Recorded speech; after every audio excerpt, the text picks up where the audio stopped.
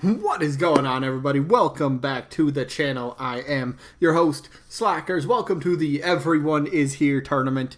Don't take it too literal. It's not everybody ever. But we do have 100 characters in this tournament. Biggest tournament we've ever done. So, if you don't know how this works and you're new and you want to participate, you're more than welcome to. So, real quick, I will throw up the rules on the screen so you guys kind of understand what this whole thing is about. And I guess then we just kind of dive into the matchup for the day. Alright, so the first rule that's probably one of the more important ones, always keep in mind that this is just for fun. Just for fun, alright? If something doesn't go your way, somebody votes for a character you don't like, no big deal, who cares? People support who they want to support. It's not a big deal, alright? So, keep in mind, just for fun. But another big rule, you only get one vote per person, and I do check it when you vote. And how do you vote? Simple. Down in the comments, you type who your answer is, who your vote is for the matchup for the day. So, example, today's matchup is Leon Kennedy taking on Chun-Li. So, those are your two options. And how do you vote? You just simply type. So, if your vote is for Leon, simply type, I vote Leon, down in the comments. But again, one vote per person. But you can vote for both if you really want to see both. And you don't have to vote on who's more likely. Just vote on your personal preference, however that might go. Otherwise, it's a double elimination tournament. Any character will have to lose 2 times before being officially eliminated. If there's ever a tie in the votes, I'll flip a coin on camera. Best and fairest way to break the tie. And then each matchup, voting-wise, will only last 1 week. So today's Wednesday, which means we'll get the results of this matchup next Wednesday, 1 week out. That's how that works. That's how it always has been. So let's get to the matchup for the day, shall we? All right, Leon taking on Chun-Li. Should be an interesting one. So we have Capcom taking on Capcom. Okay, that's an interesting one right there. Leon Kennedy, Chun-Li. Let's dive into it. Who's up first? Chun-Li. Now, I like Chun-Li for a reason. One reason. Actually, a couple of reasons, that really. First and foremost, it's her first appearance in any of these tournaments. So, if there's ever a character that's, at least in my tournament, and, in our tournament, if there's ever a character that's making their first appearance, I'm always very curious to see how the community responds and how their votes go, if they think the character might be likely or not, whatever it might be. So, very interested to see how this one does turn out. So, Chun-Li, she's from Street Fighter. We're not getting 3 Street Fighter reps in Smash Bros. Yeah, okay. I probably agree with that. I do. But look. I don't think we can really rule out anybody, except maybe Sans. Again, sorry. I don't mean to bring it up, but he got the Mii outfit. I don't think he's going to be a playable character now. Just my opinion.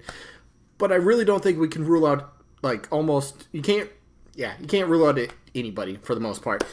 So Chun-Li, why would she make sense? First of all, there's something severely lacking. Actually, there's quite a few things that are lacking from DLC. We do not have any female representation for a solo character, so Kazooie doesn't count for this. We don't have a solo main female character for DLC. Chun-Li, check. We don't have a villain. I mean, she's not a villain, but we don't have a villain. That's another category severely lacking. So, Chun-Li, plus she's very, very iconic. If you're going to make a list of female fighters that could get Falcon punched, Chun-Li better be on your list. Now, if you're going to make a list of female characters that could potentially be in Smash Bros, Chun-Li had better be on that list. She's been around in Street Fighter for, since Street Fighter started? So, she has gaming, she has history on her side. She has a name that is very, very well known amongst gaming fans, amongst the gaming universe. People know who it is. Maybe you're not a fan. You might not be a fan of the character, but you can't. I don't think you can argue the significance that she brings with her. The overall, could you say hype? Yeah, I guess you could say the hype she would bring with her as well. If she got introduced as a character in Smash Bros. Now again, some eyebrows might be raised like, what? Why did Street Fighter just get 3 reps? Let's move past that for a second. Let's just focus on the character. again, she has such a huge history with games. She has a great legacy in gaming. She's been around forever. She comes from a fighting franchise, and if they've done it with Ryu and Ken, I mean, they're practically the same thing, but if they've done that with that, they can easily incorporate somebody else from Street Fighter into the game. Now, is Capcom likely to get another rep? I think there's quite a bit of, you can really make a case for quite a bit of characters that Capcom does own. Another case will be Leon, but we'll talk about him in a second. So, Capcom's a big company. They work pretty well with Nintendo. Is there a chance that they get another DLC character? Maybe, yeah. There's a good chance. Or I should say another character added to the roster, not just a DLC, because we don't have a Capcom DLC character right now. But,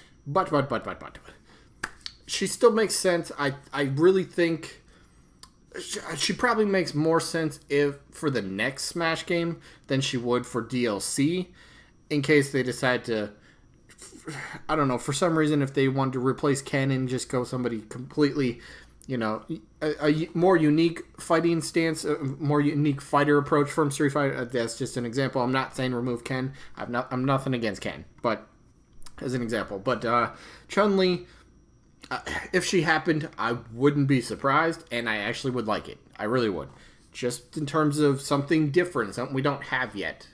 So, I'm good with that. But how about Leon Kennedy? Another Capcom rep. Resident Evil, the franchise, series. A lot of people are vouching for Leon Kennedy or Joe Valentine. I've seen a little bit for Chris Redfield. I've even seen a tiny bit for Wesker. So, there's definitely people that want to see Resident Evil repped in Smash Bros. And they can work. And I'll tell you why. And mainly specifically Leon, because that's what we're focusing on in this one. So, Resident Evil 4, for some reason, I'm going to mention this again, is one of my all-time favorite games. Probably top 5 game. I just thought it was so well made. I love the story. I had over 1,000 hours into that game, just for the story mode alone. I've told people this before, but I've played through the story several times collecting chicken eggs, because at the time I didn't look into it, I didn't know about it, but I thought you could end up killing enemies with chicken eggs, and I was like, that's gonna be so fun. So after multiple playthroughs, I had my entire inventory, the extra large case, I had the entire inventory filled of chicken eggs, and I started a new game. Go to the village, and I'm like, this is gonna be fun. I'm gonna kill myself, a zombie, a granada, whoever it is. I'm going to get one with chicken eggs. Start flinging them. Hitting them.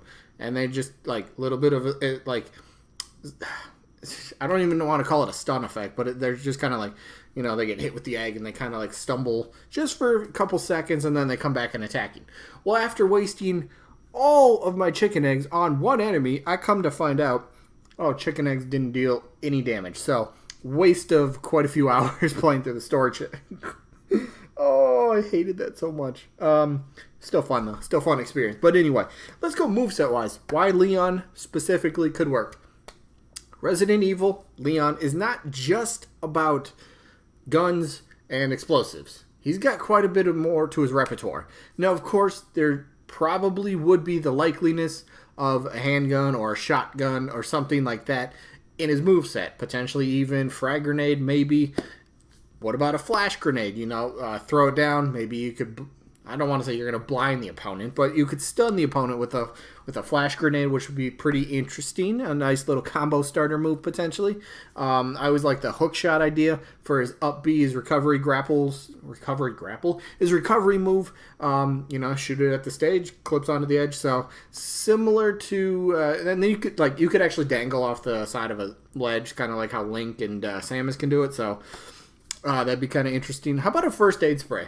I like this idea where you could get maybe like 2 or 3 of them. Similar in the sense to Banjo's side B, where he can only use that 5 times. So maybe Leon gets like 2 to 3 first aid sprays, and this will heal damage from you. Again, I'm not saying it's the best idea, but maybe.